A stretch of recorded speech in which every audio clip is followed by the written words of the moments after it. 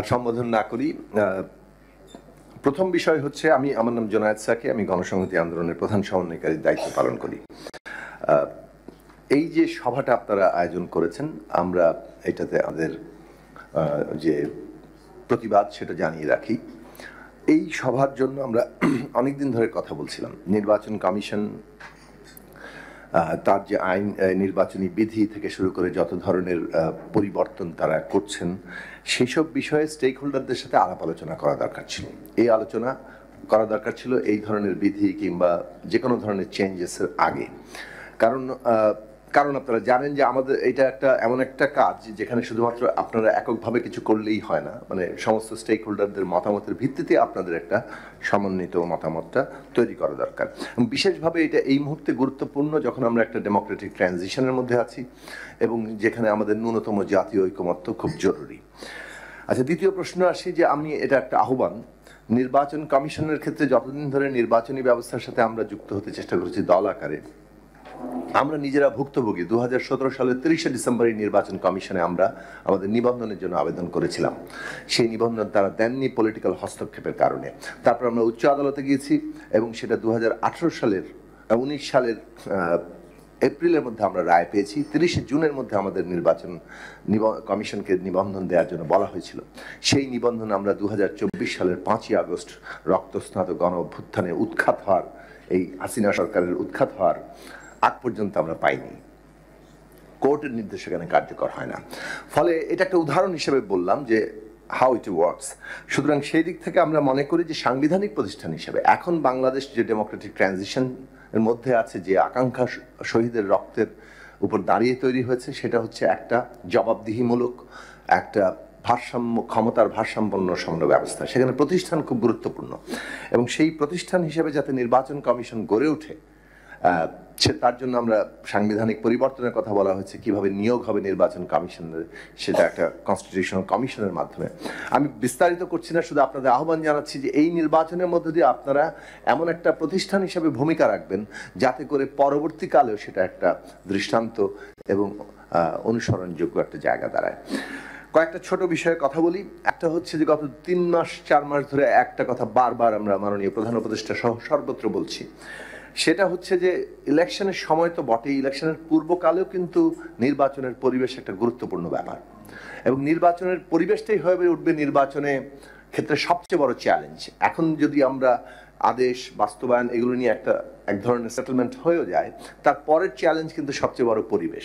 এবং সেই ক্ষেত্রে আমরা বারবার বলেছি যে নির্বাচন পরিবেশ মনিটরিং একটা কমিটি করা দরকার, যেটা উদ্যোগ সরকার, নির্বাচন কমিশন নেবে এবং পলিটিক্যাল পার্টিদের সেন্ট্রাল প্রতিনিধিরা সেখানে থাকবেন। কোনো এক জায়গায় যদি একটা কনফ্লিক্ট হয়, সেটা যাতে এখানে রিপোর্টেড হতে পারে এবং রাজনৈতিক দলগুলোর সহযোগিতাতেই সেটার একটা রেজলিউশন কিংবা একটা রিজলভ করার জায়গা তৈরি হতে পারে। কারণ হচ্ছে আপনার পলিটিক্যাল পার্টি যদি এই জায়গায় একটা সহযোগিতামূলক জায়গায় না থাকেন এবং কোনোভাবে কনফ্লিক্ট সমাধানের একটা জায়গা না থাকে, তাহলে কিন্তু নির্বাচন কমিশন কি আইন শৃঙ্খলা বাহিনী একটা ভালো নির্বাচন করে দিবে, এটা বাংলাদেশের ক্ষেত্রে অভিজ্ঞতা বলে না। সুতরাং রাজনৈতিক দলগুলো যখন সহযোগিতা করেছে তখনই কেবল এই দেশে ভালো নির্বাচন হয়েছে এবং সেই জন্যই রাজনৈতিক দলগুলোর যে কোঅর্ডিনেশন, যেটা ঐকমত্য কমিশনের প্র্যাকটিস আমরা উদাহরণ হিসেবে সৃষ্টি হয়েছে, এইটা গভর্নমেন্ট ইলেকশন কমিশন এবং এখনো পলিটিক্যাল পার্টির প্রতিনিধিদের মধ্যে দিয়ে এই ধরনের একটা কমিটি তৈরি করা যেতে পারে। কয়েকটা জাস্ট ছোট ছোট এক লাইনে বলি। সেটা হচ্ছে প্রতীক স্পষ্টরূপে, এটা ইতিমধ্যে আমাদের বলা হয়েছে, প্রতীকটা খুব স্পষ্ট হতে হবে। বিশেষভাবে আমাদের মতো নতুন দলগুলোর জন্য এটা বিশেষ প্রয়োজনীয়, যারা প্রতীক মাত্র পেয়েছি। ক্ষেত্রে প্রতীকটা বুঝে ওঠা অনেক সময় সমস্যা হয়, এত ছোট আকারে থাকে যে এটা আসলে স্পষ্টই হয় না। ফলে একটু সামান্য কাগজ বাড়িয়ে যদি আপনি করেন, এটা জনগণের জন্য সুবিধাজনক হবে। এই প্রসঙ্গে বলি যে আমাদের দলীয় প্রতীক, অনেক দলই আমরা সহ অনেক দলই মনে করবে যে তারা নিজেদের নিজস্ব প্রতীকেই নির্বাচন করবেন। কিন্তু কোনো জোট গঠন করে কোনো দল যদি মনে করে তারা জোটগত একটা প্রতীকে নির্বাচন করবেন, সেক্ষেত্রে আপনার এটা বাধা রাখাটা আমরা সমীচীন মনে করি না। এই সুযোগ রাখা দরকার, সেটা আপনারা নোট করবেন। এবং বাংলাদেশে যদি ধরুন এখনো বিতর্কের সমাধান হয়নি, কিন্তু যদি উচ্চ কক্ষে যে পিআরের সমর্থন আমরা করেছি, আমাদের প্রস্তাব ছিল, সেটা যদি কার্যকর হয় ওটা একটা নতুন ধরনের আলোচনার বিষয় হবে।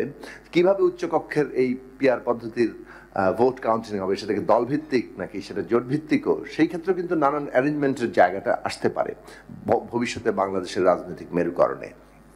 কারণ আপনাদের এই বিষয়টা নিয়ে আরো ওপেন রাখা দরকার, কথা বলা দরকার। ছোট ছোট আর কয়েকটা বিষয়, একটা হচ্ছে যে গণভোট এবং জাতীয় নির্বাচনের দুটো আলাদা বুথ হওয়া দরকার এবং গণনা পদ্ধতিও আলাদা হওয়া দরকার। একই হয়তো স্থানে হবে কিন্তু লোকবল এবং বুথ আলাদা হওয়া দরকার। এটা ইতিমধ্যে বলেছেন, আমরা এটা সমর্থন করি।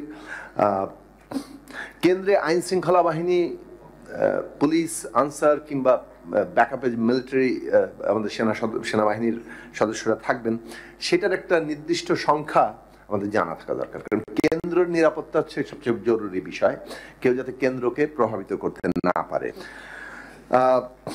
কমিশন বিতর্ক আয়োজন করবে সেটা বলা হয়েছে। মিডিয়ার উপস্থিতিও কেন্দ্রে খুব জরুরি দরকার। এর আগে আমরা দেখেছি মিডিয়াগুলোকে সরানো হচ্ছে, মিডিয়ার উপস্থিতি খুব জরুরি বিষয়। আর কয়েকটা কিছু বলবো, একটা হচ্ছে এমএফএস অ্যাকাউন্টকেও যুক্ত করা। মানে আমরা যেমন ব্যাংক অ্যাকাউন্ট আছে সেটা যেমন জানানো হবে ইলেকশন কমিশনকে যে আমাদের এটা হচ্ছে ইলেকশন কেন্দ্রিক ব্যাংক অ্যাকাউন্ট, তেমনি মোবাইল ফাইন্যান্সিং যে কোনো অ্যাকাউন্ট থাকলে সেটাও ইলেকশন কমিশনে জমা দেওয়া, যে আমার এটার মধ্যে দিয়েও লেনদেন হবে এবং দুটো লেনদেনই তখন রিপোর্ট আকারে জমা দেয়। কারণ মোবাইল ফাইন্যান্সিং সিস্টেমেরও লেনদেনের একটা পাওয়া যায়, প্রতিবেদন স্টেটমেন্ট পাওয়া যায়। ইউনিয়ন প্রতি ফেস্টুন, এটা আসলে বলা হয়ে গেছে, মানে ধরেন আপনি এক ইউনিয়নে যদি একটা ফেস্টুন না থাকে, এটা আসলে এই জায়গাটা আমার মনে হয় যে একটা মানে যেটা কার্যকর হবে না সেরকম একটি আপনারা নিয়ম আরোপ করতে যাচ্ছেন। ইতিমধ্যে হাজার হাজার ফেস্টুন বিলবোর্ড সব লেগে আছে, এগুলো আপনি অপসারণ। তারপরে আপনি একজন প্রার্থী যার ওই পরিমাণ অর্থ ব্যয় নাই, করার সক্ষমতা নাই, তাকে আপনি একটা মানে আগে থেকেই অসম প্রতিযোগিতার মধ্যে তো সে অলরেডি আছে। তারপর যখন সে যাবে, এটাও আমরা দেখেছি এর আগে যে বলা হয়েছে এতগুলো ওয়ার্ড প্রতি একটা ফেস্টুন লাগানো হবে, কিন্তু যাদের শক্তি সামর্থ্য বেশি তারা মানে সংখ্যার পর সংখ্যা লাগিয়ে যাচ্ছে, এটা কেউ মনিটরও করছে না, এটার কোনো নিয়ন্ত্রণের জায়গায় থাকছে না। সেই ক্ষেত্রে আমাদের বক্তব্য হচ্ছে যে এইটা পুনর্বিবেচনা করা, একদম বাস্তব সম্মত করা, প্র্যাকটিক্যাল জায়গাতে করা। কাপড়ের কথা বলেছেন, আমরা নিশ্চিতভাবে পরিবেশ সম্মত যে পদ্ধতি সেটাকে সমর্থন করি, কিন্তু প্র্যাকটিক্যাল রিয়ালিটিতে বিকল্প জায়গাগুলো কি? আপনারা পোস্টারও বন্ধ করে দিয়েছেন।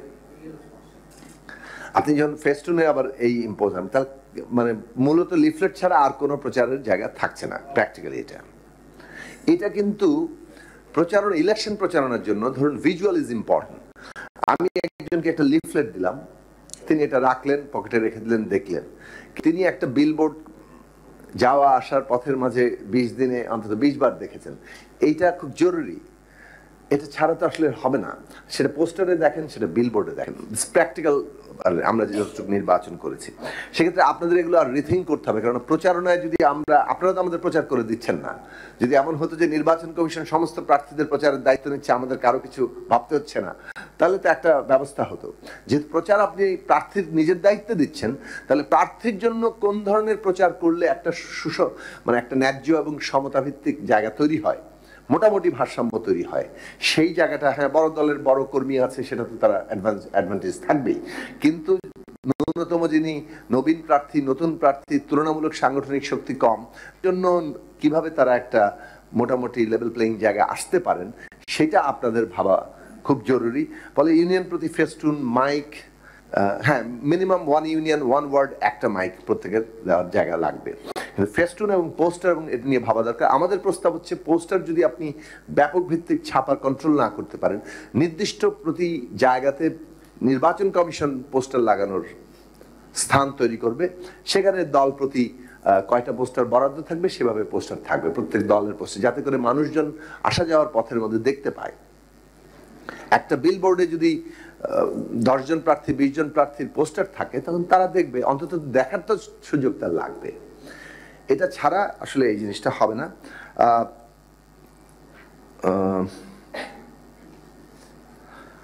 কমিশন বিতর্ক আয়োজনের কথা বলেছে, আমরা আর আমি না বাড়াই, আমরা একটা লিখিত পর্যালোচনা আপনাদেরকে আরো সুনির্দিষ্টভাবে দেব, কারণ এটা তো আসলে আমরা আজকে হাতে পেয়েছি।